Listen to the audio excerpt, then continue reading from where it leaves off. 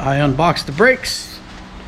Remember I was telling you that these are directional, so you can see the part numbers here. You got right, the last digit there, and left, the last digit there. And then if you look on this rotor, that says front driver's side. If you look on this rotor, that says front driver's side.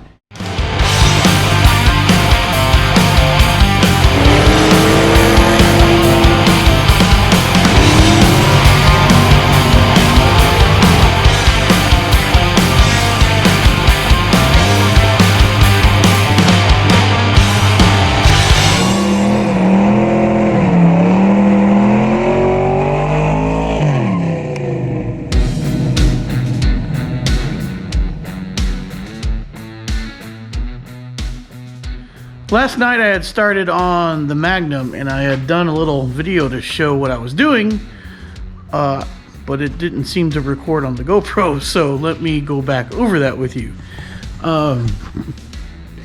She looks pretty rough because I took the bumper off. The bumper's over here, and I'll be putting the bumper back on here shortly.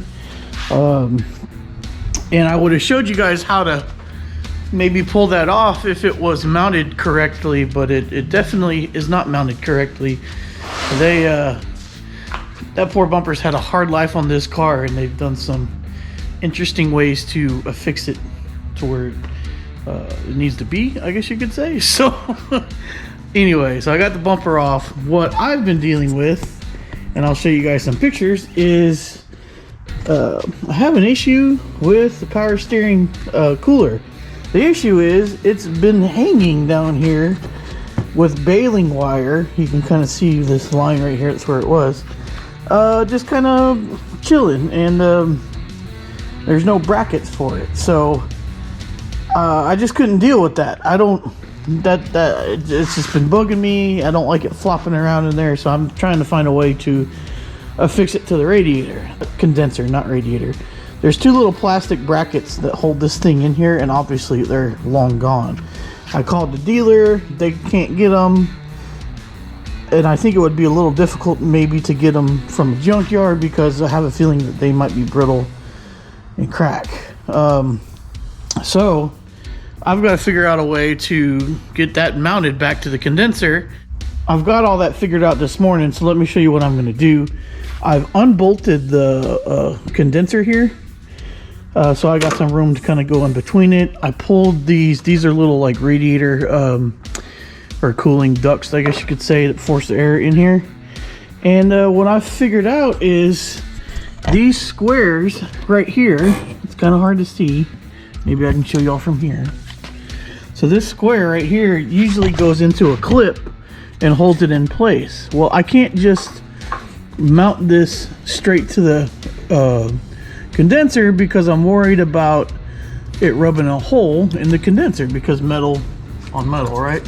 But what I found is I have these rubber grommets, and they actually fit really well inside this bracket. So you can see that on both sides. So I'm going to put the other one on. And what that's now going to allow me to do, see I got the other one on there, is I can now use a regular like radiator transcooler mounting kit to this guy, hold it in place, and it's not going to rub on the condenser. So that's going to work out pretty good. Alright, and that's another little challenge that I had to overcome.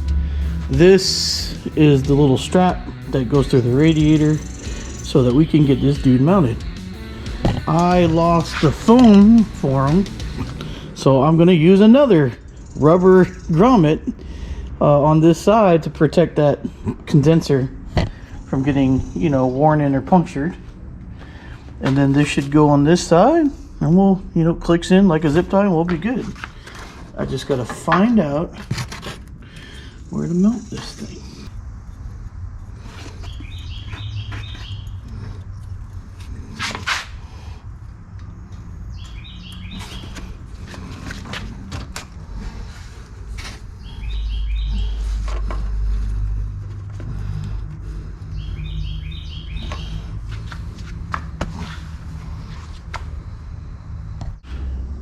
Alright, I got them both in place. I'm gonna throw the keeper on here. There we go.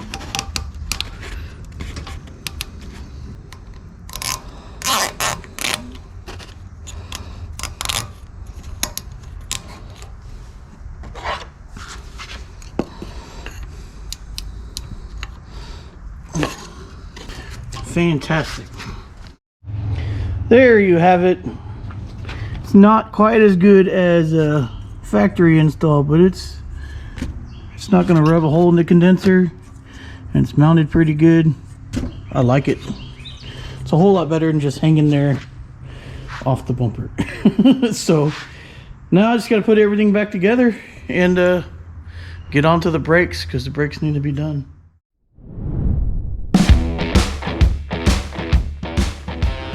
Alright, here comes the fun part. Here are the brakes on the Magnum.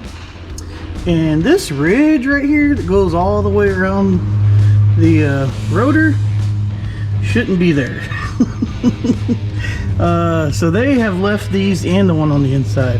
They have left these rotors probably on the car for almost its entire life, I bet. And remember, this is 186,000 miles. So it's time to remedy that. So I'll just disassemble this front brake. I'll show you all that process. It's not too difficult. I am going to have to figure out how to compress the caliper without the special tool. I don't think it will be a big deal.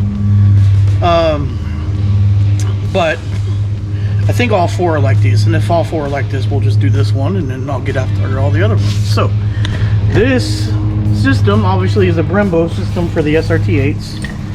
And it's made to kind of quick change things. So the pads are only held in here by these pins. So these pins just, we're gonna knock them out. We're gonna pull this little spring thing out. That's what holds them in place. And then we should be able to theoretically just pull the pads out. It's meant to do that so you can change it fast at the track. I still have to find a way to compress the pistons on the caliper, because this is not a floating caliper. This is a fixed caliper because it pushes the pistons in on both sides to squeeze the rotor. So this really doesn't move in the grand scheme of things. So I have to, instead of like using the caliper for my leverage to push in the pistons, I'm gonna have to find a different way to do it to make sure I can kind of do it both at the same time. Makes sense in a minute here, I promise. Just a little torques that I don't use really very often. So if I messed it up, I'm not upset about it. Sweet, so it's all the way out here. Grab a plier, get it from the other side.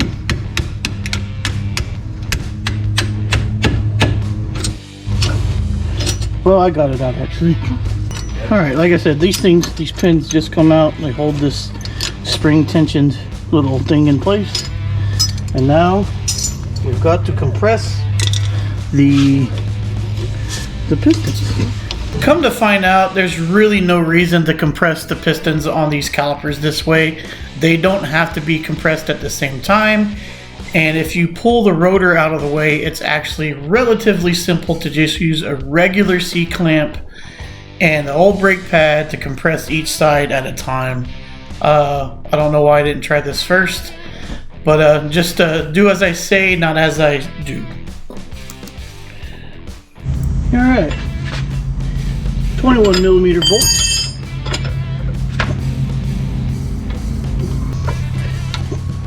Jesus. Gravity helps. There's one.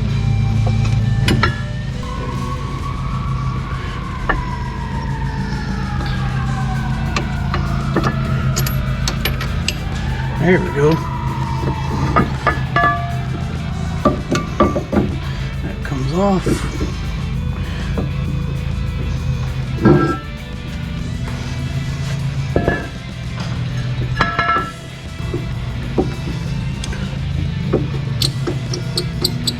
Oh. All right, there it is, tore down. And then the insole is the exact opposite. So we're gonna do that. Whew. All right. Here's what we're working with. I've got a power brake kit front and rear, which is the PowerStop Extreme. I think it's like EXP, I don't remember. Z26, that's right. Which is a kit for the front and rear with rotors and these PowerStop pads. Supposed to be a pretty good setup here. I run a lot of the PowerStop on all the other vehicles. We've been really happy with it. It comes with hardware. I'm liking it. As you can see, this is a directional rotor. So front driver's side needs to go in front driver's side because that has to do with the way that they're machined for the cooling per se. So one thing I'm not going to do today, and I'm going to probably regret and want to do another time, is I don't have time to paint these hubs. I'd like to, just like I said, I just don't have time. I'm trying to get to something today, so I want to get it done. But as previously mentioned, it's just the opposite of disassembly assembly. So I'm gonna get that started. GoPro's about to die, so I need to plug this dude in, and then we'll go from there. All right, we have hit a stopping point. I unboxed the brakes. Remember, I was telling you that these are directional, so you can see the part numbers here. You got right, the last digit there, and left, the last digit there. And then if you look on this rotor, that says front driver's side. If you look on this rotor, that says front driver's side. If you look at the directions of the slots and the drills, whatever you want to call them, they're going the exact same way, and they should not be. Let me show you the rears to explain the difference. So this is right, this is left, this is driver's side rear, this is passenger side rear. If you look at the cuts in the rotors, this one's going that way, this one's going that way. So yeah, sucks. And what's funny is they were running it that way on this car for a while too, and I'm sure I could get away with it, but you know, you spend a decent amount of money on brakes, you should probably do it right. So this would be ideal way, because you want the lower end facing forward, and you can see this rotor, the lower end facing forward, and that's from the other side. So this was on the wrong side, and yes, no es bueno. So I'm gonna shut it down and figure out how to get those other parts, but I'll probably still put the front fascia on, and I'll probably do the rears at some point in time too. So, but yeah, I'm probably gonna stop it for today and get the rest of it figured out. I just realized that we didn't do an update on the brakes since I got them done. I've had the brakes done now probably for about a week. I had to wait on those rotors to come in, so I went ahead and I did paint the hats. Like I said, I wasn't going to because I had the extra time to do it. I got all the calipers cleaned up as best as they can be for as many miles that are on them. But these brakes are awesome. I'm super happy with the PowerStop stuff. You can see the front. I also painted the hat and took my time on it, and super happy that I got this, that I got the brakes done. Especially important when it comes to these PowerStops is the kits have a break-in procedure where they tell you to go from like 40 to 10 miles an hour pretty aggressively the first like 5 times, and then like from 35 to 5 moderately, and then drive it. That's really crucial because it breaks in the rotors and the pads together. And basically, I don't remember the full procedure. Just make sure you follow it. But I will really recommend these brakes. This car feels awesome. I really only have one more thing to do, and that is see if I can get the brake fluids flushed out, because I'm pretty sure it's old and I've got a little bit of fade because of it. So still gonna do that. But now let's get on to one more thing that I did while we were freshening up this car for the fall, so I can put some miles on it.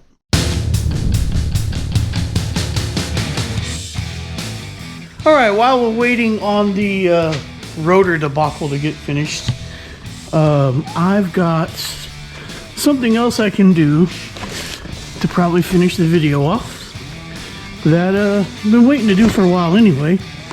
But the front fascia for the Magnum is right here, and I noticed that since I have it kind of turned around and sitting a little bit better, I can probably install my grill for the bottom portion there.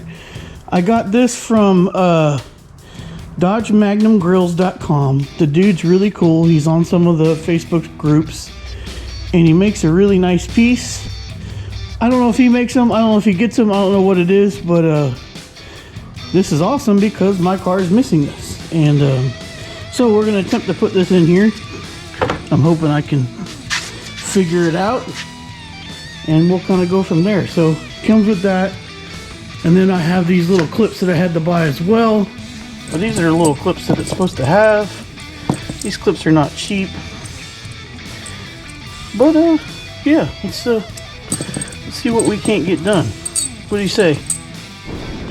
Now, a quick note, if your SRT is a little bit more better shape than mine, obviously take care with pulling the front bumper cover off. I also think you could probably just remove the bottom cover, which my car does not have, to get underneath the car and kind of do this without removing the bumper. But I just wanted to put that disclaimer out there before we get started here. So it should be pretty self-explanatory. I'm trying to think if, yeah, that almost fell in there. So it looks like there's an up and a down way to do this. This one doesn't fit near as well as the other way. And I can't really give you a good description other than the bottom, if we look at it like full on, has a bevel here and not as much on the top.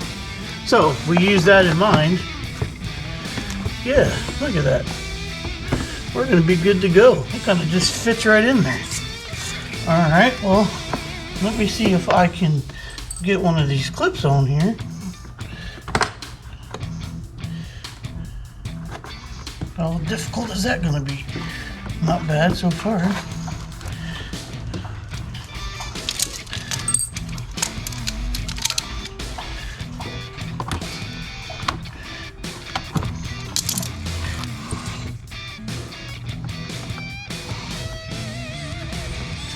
Let's see if I can tap this dude on here.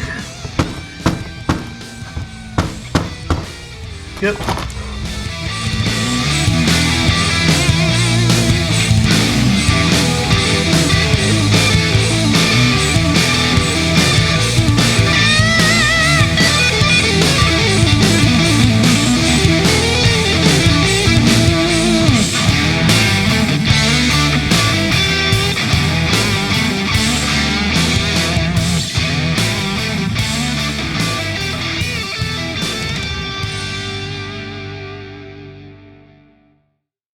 Okay, that wasn't too bad. I don't know if there's a real right way or wrong way to put these on. I've got one of them upside down there, but I think it's good. Let's get a small little sneak peek before I put the bumper back on. Let's see how it looks.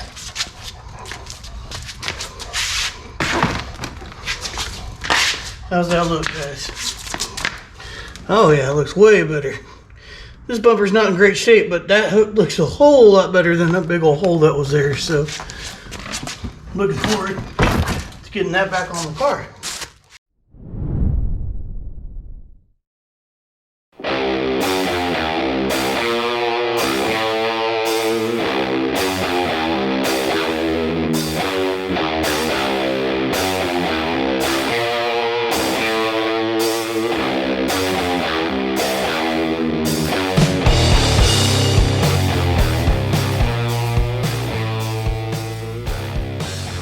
Well, there you have it. Check it out. That grill insert looks fantastic. I'm super happy about the quality of it. The rigidity is increased substantially on the bottom bumper with this piece in place, which that's a big deal, because this thing was flopping around on me, and I need to get it repaired with some fiberglass and stuff like that. But this really helps it out. And so if you're on the fence from ordering from DodgeMagnumGrill.com, don't be, because it's super happy with it. And I don't know if he, like I said, I don't know if he makes them or what, but it's a really good product. So check his website out if you got a Magnum. They have like different kits for all the different cars. So if you got a regular RT and you want an SRT style grill, he's got that. He's got a lot of different options. It's a pretty neat concept to be able to reproduce these. He actually has some fog light buckets too that match the rest of the grill as well, that are really neat. So I might order a set of those one day. Check it out, DodgeMagnumGrill.com. No S, just an E. And you know, see what they have if you've got a Magnum and you're looking for some stuff. I don't know if he has other grills on there, but he definitely has Magnum grills on there. Oh, well, I got space back in the shop. It was actually kind of cool having 6 cars in here, knowing that I can work on probably about 3 of them and then store the other 3. The Dakota's back in its spot, so I can start working on that. I've got some things I got to do. You're gonna see that coming up here pretty soon.